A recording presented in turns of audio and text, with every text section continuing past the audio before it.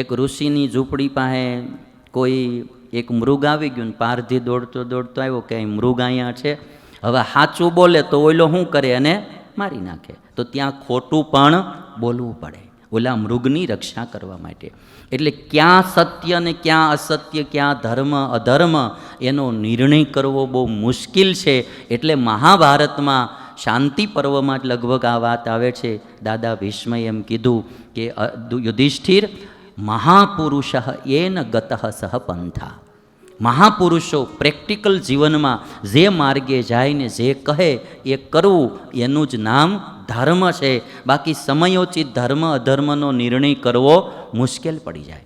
એટલે કૃષ્ણ ભગવાન અહીંયા વાત કરે, સર્વધર્માન પરિત્યજ્ય મામેકમ શરણમ વ્રજ અહમ ત્વામ સર્વ પાપેભ્યો મોક્ષયિષ્યામિ મા શુચઃ.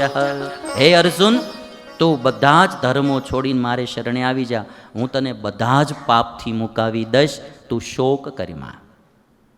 શરણાગતિ જેવો આ દુનિયામાં કોઈ મોટો માર્ગ નથી. ભગવાનને શરણે થઈ જાવ. અને જેને ભગવાનનો સંતોનો આશરો હોય એ જ માણસો સારા કાર્યો કરતા હોય. એ એક અમુક ચીજો આપણે આમ જોઈએ ને, કંઈક આ બધી વસ્તુઓ બધી બહુ કામની હોય છે. શરણાગતિ છે, ઈશ્વરનો આશરો છે, સંતોનો સત્સંગ છે, આ બધું ચીજો બહુ જરૂરી હોય છે. આજે આપણે એટલું તો ગૌરવ સાથે કહી શકીએ કે આજ આપણી દિલ્હીની સરકાર જે અમુક કામ કરી રહી છે, એનાથી આખી દુનિયામાં હિન્દુસ્તાનનું નામ રોશન થઈ રહ્યું છે. હિન્દુસ્તાનનું આખું આમ ગૌરવ વધી રહ્યું છે. એના મૂળમાં એક ચીજ તમને જોવા મળશે, ઈશ્વરની નિષ્ઠા પણ જોઈએ. કોઈ મોટું કાર્ય કરવું હોય ને માણસ એમ માને કે હું સત્તા ઉપર છું એટલે કરી લઉં, કે મારી પાસે બુદ્ધિ છે એટલે કરી લઉં, કે સંપત્તિ છે એટલે કરી લઉં. ઈશ્વર ક્યારેક કેમ ઉલટી નાખે ને કાંઈ નક્કી ન રહે, એનો આશરો પણ જરૂરી હોય. એટલે મેં એક દિવસ કીધું હતું, મોટા પુરુષો મોટા કાર્યો કરતા હોય તો એની ભેગી એની ઈશ્વરની શક્તિ પણ સાથે હોય, એને ઈશ્વરમાં નિષ્ઠા હોય, એને ઈશ્વરનો દ્રઢ ભરોસો હોય, એને એનો દ્રઢ આશરો હોય. નહીંતર એ કામ થાય નહીં ભાઈ. આજે અટાણે યુપીમાં યોગીજી મહારાજ કામ કરી રહ્યા, એ કામ થાય નહીં. હું તો એવું કહું, અમારી નાતનું ગૌરવ કહેવાય ભાઈ. સુરવીર માણા કહેવાય, સુરવીર. એ કામ કોઈ હેલા થાય? આપણે તો એક માણા એ બગાડવાનું હોય સાથે કહી શકીએ અયોધ્યાની આખી રોનક બદલી ગઈ ભાઈ. અયોધ્યાની રોનક એક દિવસ આમ હિન્દુસ્તાન ગૌરવ લઈ શકશે કે દુનિયામાં અમારું હિન્દુસ્તાનનું મુખ્ય તીર્થધામ એ અમારી અયોધ્યા નગરી છે, એ રામ લલ્લા છે.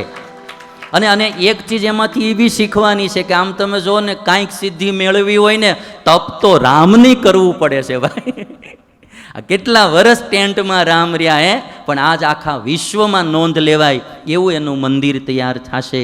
આજ કાશીમાં વિશ્વનાથ ભગવાનની કેટલી સારી જગ્યા ડેવલપ થઈ. આ બધા કાર્યો, આજે કાશ્મીરનું કાર્ય, આ બધા અદ્ભુત કાર્યો અમુક જે છે, આમ અટાણે આપણે આમ બહાર જાય ને વિદેશમાં તો આમ હિન્દુસ્તાની છે, ઇન્ડિયાના, તો આપણી પ્રત્યે આમ 10-15% ભાવ વધી જાય ભાઈ, રેસ્પેક્ટ વધી જાય આખી. ઘણીવાર આપણને આપણું મૂલ્ય નથી હોતું, આપણે આપણી કિંમત નથી હોતી. આપણે આ ગુજરાતવાળા છે જોઈએ આપણે તો, બહાર તમે અમુક આઉટ સ્ટેટમાં જાઓ ને તેથી ખબર પડે કે આપણું ગુજરાત કેટલું આગળ છે ભાઈ. આપણા ગુજરાતમાં કેટલો વિકાસ છે, કેટલા રોડ રસ્તા સારા છે, કે કેટલી પ્રામાણિકતા છે, એની ખબર આપણને ત્યારે પડે જ્યારે બહાર જઈએ ને ત્યારે. અમારે સ્વામિનારાયણ સંપ્રદાયના અમુક સત્સંગીને એના વેવાય, હું આ રોજ કથા કરું છું બરાબર, અમારા સત્સંગીઓ જ હોય તો એ સાંભળતા એટલી બધી ન હોય, એના વેવાય હોય, એના કોઈક હગાવાલા હોય, એ પાછા કોઈ ધર્મમાં ન માનતા હોય. અમુક તો અતિશય નાસ્તિક પ્રકૃતિવાળા માણસો, ક્યાંય ફેત ન હોય, અને એ કથા સાંભળતા થાય અને એ આને ફોન કરે કે તમારા સ્વામિનારાયણના સાધુ એક બહુ સારી કથા કર્યો. પછી ઓલો મારી પાસે, સ્વામી તમારી કથા એટલે કથા હો, એટલે એ તો હું કહેતું ન કરું છું. મેં કીધું પણ ઓલો કે ને એની કે આવા માણસો સાંભળવા મળ્યા, આવા સુધરવા મળ્યા ત્યારે. અને આની એમ ઘણીવાર આપણે આમ બહારના કોક કહીને તો આપણને ખબર પડે કે આપણી પાસે આવું સારું છે. આ બહુ સમજવા જેવું. પણ એમાં ઈશ્વરની નિષ્ઠા છે ને, એ બહુ મોટી ભૂમિકા ભજવે. એ આપણે પહેલી વાર મોદી સાહેબ ગયેલા હતા, માતાજીના નોતરા હતા, ઓબામા હતા ને તેથી, હાલો જમણવાર દીધું, તો ઉપવાસ એટલે ઉપવાસ, ન ખાધું એટલે ન ખાધું, લ્યો હે. અને આપણે એ જગ્યાએ હોય તો આપણને એમ થાય કે હાલું એને ખોટું લાગશે, હાલો ખાઈ લ્યો, બીજું હોય થાય કે ન થાય ભાઈ. હે ઓબામા અને એને એ વ્હાઇટ હાઉસમાં આમંત્રણ મળ્યું હોય, કોઈ ના પાડે?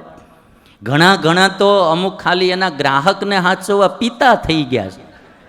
નિષ્ઠા, અમુક સંસ્કૃતિનું જ્ઞાન, દેશનું નોલેજ, કે અમુક માણસને સારું કરવાની ભાવના.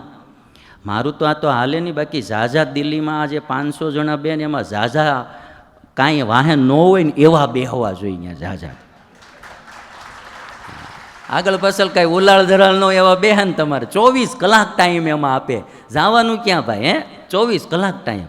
એટલે જે માણસને 24 કલાક એ જ કરવાનું.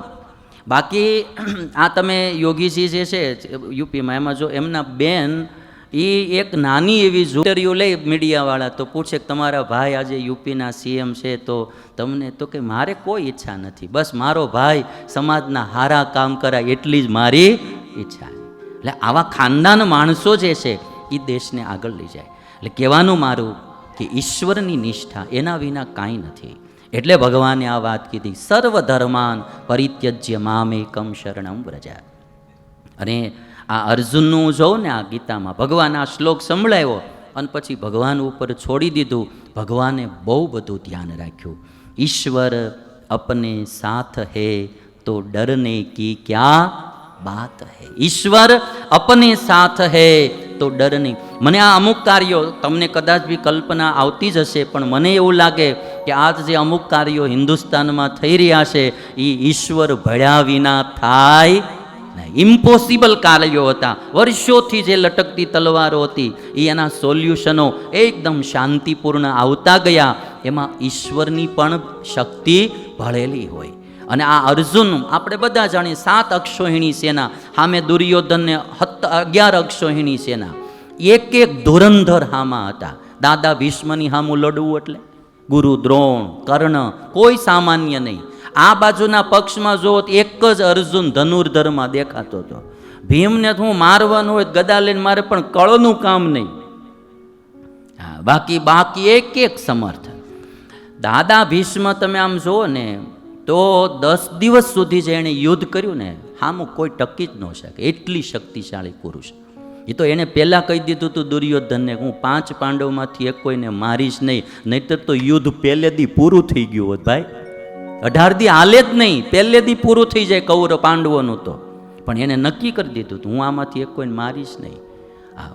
એ ધુરંધરોની સામું લડવું એ ઈશ્વરની શક્તિ વિના કોઈ કામ જ ન. અર્જુનનું કોઈ કામ ન.